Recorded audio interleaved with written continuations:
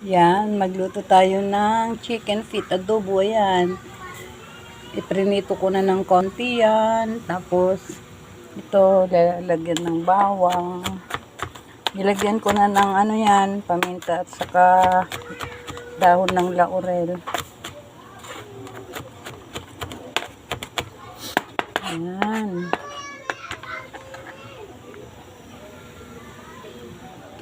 Para naman maiba ng pagkain natin na hindi laging isda. Ayan. Kumukulo na siya. Hindi ko pa nilagay yung oyster sauce.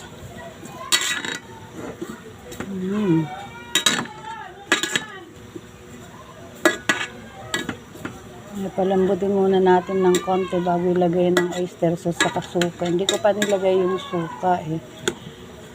Maya-maya na ng konti. Ayan. Sige, balikan ko kayo mamaya. Ayan. Lagyan na natin ng suka.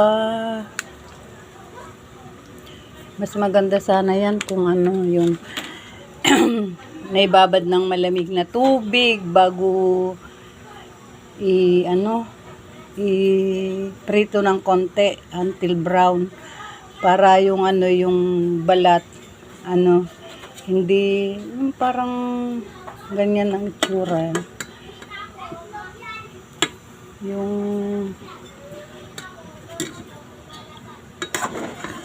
kasi pag hindi yun may prito parang nagmamanas ba parang ganun. Pero ito, parang ang crispy tignan. Yan. Tapos, lagyan na natin yung magic sarap. Yan. Ito yung oyster sauce. Hirap ng walang camera.